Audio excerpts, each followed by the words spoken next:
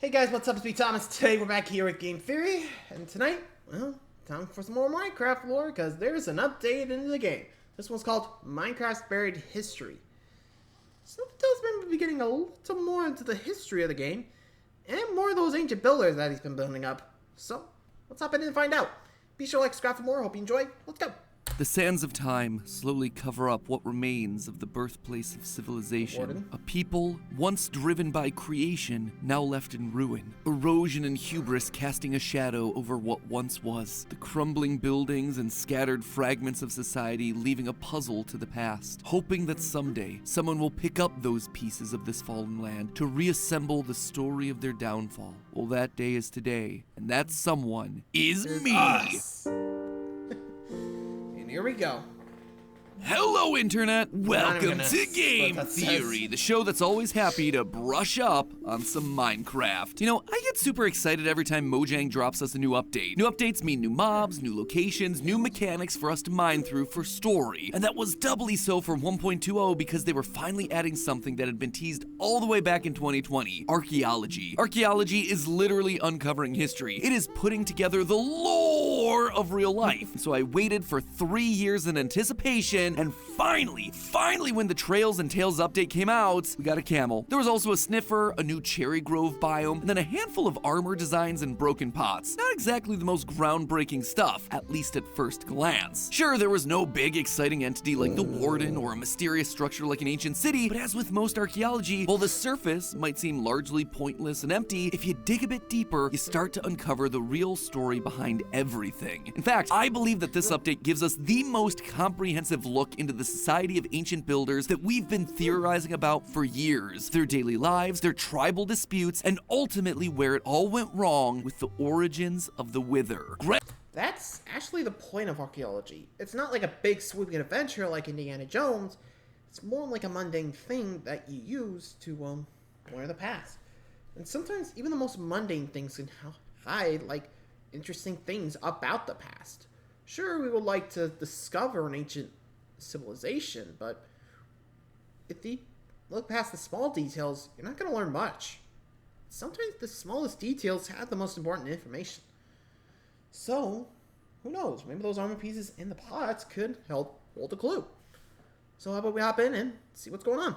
Grab your archaeological brushes there, loyal theorists. It's time we dust off the lost pieces of Minecraft's forgotten civilization. And I do mean that literally, because this whole thing starts with one of the seemingly smallest new additions to the game that's ever happened, the pieces of pottery, otherwise known as pottery sherds. These sherds are scattered throughout the Minecraft world at 5 archaeological sites, the desert temples, desert wells, both the warm and cold ocean ruins, and the newly added trail ruins. There are 20 unique designs for these sherds, and when combined together, you can actually create a pot that can hold various items. And no, you haven't been mishearing me this entire time. I am indeed saying sherds and not shards. It turns out that a sherd is actually the technical term for broken pottery found at an archaeological site. It is so weirdly specific, but hey, good on you, Mojang, for being historically accurate. It tells us that they had big plans for these small pieces of pottery. And let me tell you, looking at these sherds, whew, they reveal a lot. You see, pottery plays a huge role in helping historians learn about the lives and beliefs of ancient civilizations. Food, fabrics, people, yep, they're all gonna decay over time, and fairly quickly, I might add. But pottery can last a lot longer, and so it's often one of the only remaining evidence points that historians can use to think about how these ancient cultures behaved and operated. Sure, great megalithic structures like the pyramids can tell us a lot about the kings and the religious customs, but pottery was an integral part in the daily lives of everyone. And while today we might think of ceramic pots as just vessels for carrying stuff around like liquids or plants, ancient societies gave these much more important and prominent roles in their lives. The ancient Greeks used to decorate their vases with elaborate ornamentation, allowing them to depict different aspects of the day-to-day life, from work to parties to sports, even showing their rituals for religious events like funerals. One of the most famous examples of this is the Eritrea painter name vase, which depicts images of a bride and wedding scenes, along with characters from mythology that represent marital bliss. From this one pot alone, archaeologists were able to learn so much about ancient Greek marital traditions. In short, fragments of pottery are often the best and only only view that we get into the day-to-day lives of long-gone, ancient, forgotten peoples. And given that these 20 new Minecraft sherds are all decked out with various symbolic imagery, I think Mojang is trying to do exactly that. The other important thing to note about these sherds is that the 20 specific sherd designs can't all be found in the same place. Different sets are designated to different biomes and different ruins, which means that while we might have been right about an ancient builder race, they weren't a single monolithic people like we've been assuming. Instead, what we're seeing drawn on these sherds isn't just telling us about the daily lives of the ancient builders, but of their specific societies and their clans. Each location had its own set of values, its own culture, its own daily tasks. And when you stop and think about it, that actually makes a lot more sense. In the real world, all of humanity started off with one common ancestor that left the African continent sometime between 60 and 90,000 years ago. But eventually humanity spread, and they spread all across the globe, which meant that they had to adapt to new environments. And as a result, they built amazing wonders of the world that were specific to the region where they lived, which meant that things like religion, defense, entertainment, they all took different forms depending on where they were in the world. And we see this. It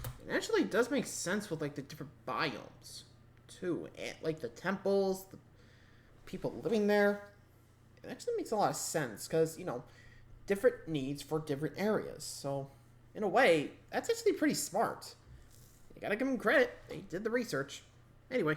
Influence in the differences of some of the great structures that we find across the Minecraft world. The ocean monuments, for instance, were designed to look like ancient Mesopotamian ziggurats, buildings meant to connect the heavens to the earth, which is noticeably different from the jungle temples, which are more similar to the ancient Hindu and Buddhist temples found in the jungles throughout Cambodia, like the Bang Malaya and Ta Prohm. It therefore makes a lot more sense to say that these were all created by different groups of people, spread out over vast distances for their own needs, rather than created by one all-powerful super civilization. Even the new addition of armor trim seems to point in this direction. These items allow players to add decorative enhancements to their armor, which alone doesn't seem like all that much, but when you once again consider that they're spread all across the Minecraft world, including some in the Nether and some in the End, you start to reflect what we're seeing in the real world. Different tribes with armor made of similar materials, but all with different designs that reflect their local culture. Now that we know that there were indeed different tribes spread out across the Minecraft world, what were the differences between them? And what can they tell us about the ancient Minecraft culture? Well, let's start off with what I believe to be the oldest tribe. Ironically, from the newest of the archaeological sites, the Trail Ruins. Found in forest biomes like the jungle and taiga, these things are almost completely buried, with only the tallest buildings peeking out of the surface to find. And that already is Mojang telling us something. It's telling us that these buildings are old. Like really, really old. It takes a long time for sediment to completely bury something like an entire village. For a real-world example, just look at the Moai, commonly known as the Easter Island heads. They were created between the 15th and 16th centuries, and for a long time people thought that's all they were. Giant, big-brained heads sticking out of the ground. But they're not. There are actually bodies under each of those heads, but over the centuries, sediment built up around the abandoned statues, so only the heads were visible above the surface, just like we're seeing with the Trail Ruins. But it goes beyond just being buried underground. The sherds and armor trims found specifically in the Trail Ruins show us a lifestyle that, in the real world, we would consider to be part of the birth of civilization. The Howl sherd, for instance, shows us a wolf, an animal that was once considered to be a threat to early humans, later domesticated during the late Mesolithic period, used to help out with everything from hunting and protection while we were still in the hunter-gatherer phase. The sheaf sherd depicts a bundle of wheat. Wheat is the most common crop in Minecraft, but it's also one of the first plants that we as humans ever domesticated, again, during that same Mesolithic period. But the thing that really proves that this is coming from the oldest group by far is something that we've seen not only in the real world, but also in the lore of Minecraft itself. In the Trail Ruins, you can find yourself a variety of different armor trims, but one of them in particular caught my eye, the Host armor trim. Now, the Hosts were the godlike beings found in Minecraft Legends, the characters who ultimately summoned our character in to help save the day. At the end of the game, when peace has been restored to the overworld, the Hosts, they just dip, they peace out. They're like, we're good here. So we theorize that the ancient civilizations did all they could to bring them back. This Host armor trim being here seems to suggest that we were on the right track, and history also backs this up. Religious practices and rituals are found in our own history dating as far back as the Middle Paleolithic era, which falls between 45 and 200,000 years ago. This was indeed the first tribe after the events of Minecraft Legends, a tribe of people that were trying to call upon the old gods for help, a tribe of people who, while they were waiting, decided to set up some basic farming, hide in dense wooded areas, and domesticate animals, giving rise to the first ever civilization like we've talked about in a previous episode. But as time goes on, and the hosts of old don't immediately return, the ancient builders continue to develop. They continue to spread out to other biomes biomes in order to gather resources. In one of my earliest Minecraft theories, we talked a lot about the underwater temples, another one of the megastructures, but this one found under the sea. We hypothesized that the people who created these submerged pyramids were either fishermen or perhaps pirates by trade. And now, thanks to the sherds, we know that both of these ideas were right, just a little bit more nuanced than we expected. One of these sherds is the angler sherd. Angler as in a person who catches fish, a fisherman. And as this sherd is only found in the Warm Ocean ruins, it likely means that just like the Trail ruins relied on basic agriculture, this group relied on fishing for survival in their trade. But once you head on over to the Cold Ocean ruins, you get yourself a very different civilization. We find sherd fragments like Blade, Explorer, Plenty. Sound a wee bit like pirates, don't you think? In fact, the shipwrecks, which have been a part of the game since 1.13's aquatic update, are chock full of plundered booty. So it seemed like the Cold Ocean ruin civilization were largely a society of pirates who used these ships to terrorize other civilizations, stealing their resources and their treasures in the process. But then there's the final two archaeological sites located in the desert, and this is where we see things taking a dark turn. This is where we see the fall of these once great civilizations. The desert temples have always been a place packed with mystery for us theorists, but now we're getting some idea of what these people were doing when they weren't sourcing hundreds of TNT blocks for their death traps. With sherds like the Miner and Prize, it tells us that these were the people who built the mine shafts that you find throughout the overworld. These were the ones that truly pioneered the idea of mining the earth for resources, especially in places like the Badlands or the Red Sand Deserts. Then they'd bring all of these resources back to their base, these giant temples, and then they'd booby trap them so no one would actually steal them. Sounds like most Minecraft players in a public server. Except, I don't think that these treasures were strictly from the mine shafts alone. I suspect that the desert people were the first civilization to cross over into the Nether. Now that might seem like...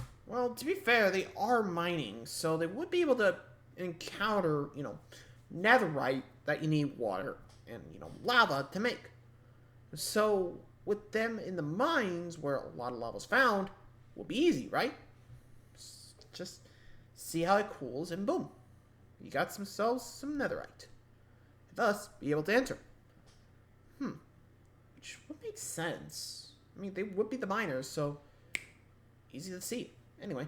Like a stretch just from me talking about a bunch of pottery, but hear me out. The other desert archaeological site is the Desert Wells, and considering they share a biome, it's not unreasonable to believe that these were the same group of people. In this site, we can actually find the Brewer Sherd, depicting a potion, but remind me, how do you make potions again? You need blaze powder, and the only way to get blaze powder is to grind down blaze rods from blaze, which are only found in, you guessed it, the Nether. There's also a sherd found in the desert temple known as Skull, depicting the head of a skeleton, or you could suggest a wither skeleton. It's small and it's pixelated, so it's hard to tell, but we also know that red sandstone, like you can find in the mine shafts that we just talked about, can be chiseled. And once you chisel it, what image appears on the block? The wither itself, which ties in nicely to the final sherd from the desert well, the arms up sherd. It's a very vague image, just a humanoid figure with its arms up. Is it celebrating? Is it stretching? Is it waiting for some high fives? Or is it a stance of worship? Many religions have you raising your arms up to worship the god of that faith, and I suspect that's exactly what we're seeing here. But I also don't think they're worshiping the hosts like the other factions of ancient builders. Instead, they're worshiping the Wither, a man-made creation. These people were people of science. They built TNT out of the remains of creepers. They built themselves portals to another dimension, all to find the perfect fuel to build their super-powered potions. They were tired of waiting for the hosts to save them, tired of watching the creepers, zombies, and skeletons turn from ally to enemy after the events of Minecraft Legends. And so they turned to science. They continued to explore the Nether and saw the life-giving properties of soul sand, vegetation giving life with no water or sunlight, those they'd lost to piglins raised to life again in the form of wither skeletons. This was exactly what they needed. They brought back the soul-powered sand and experimented, designing the ultimate creature to be their new god, one that could protect them like the hosts couldn't or wouldn't. But just like everything else they knew, it too would turn on them. The damage caused by the withers felt across the land, countless lives lost to its unending rage. What few people are able to survive flee to the only place they believe the wither won't find them, underground. Those that fled to the deep dark corners of the Minecraft Earth, meanwhile, create the ancient cities, a grand complex that would serve as their new home. at least for a little while. They would try to make a different kind of portal to take them to a new world. They would experiment again with soul sand, combining it with the science of redstone. But they did all of this with heavy hearts, knowing that they had doomed their once great world. And when the time came to open the portal, it didn't offer them a new chance, only more pain. Out of the portal came the Warden, a creature built of souls, summoned by their regret and their loss. Which is why his pottery sherd, the last in the game, is known as the Mourner. A lost relic representing the fall of a once great people whose story only remains in broken pieces of pots, all but lost to the literal sands of time. But hey, that's just a theory. A game theory. Well, thanks for watching. And if you're enjoying...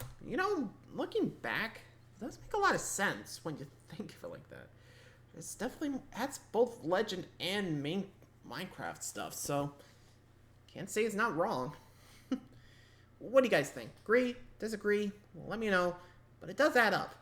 So, hope you guys enjoyed. Till next time, see ya.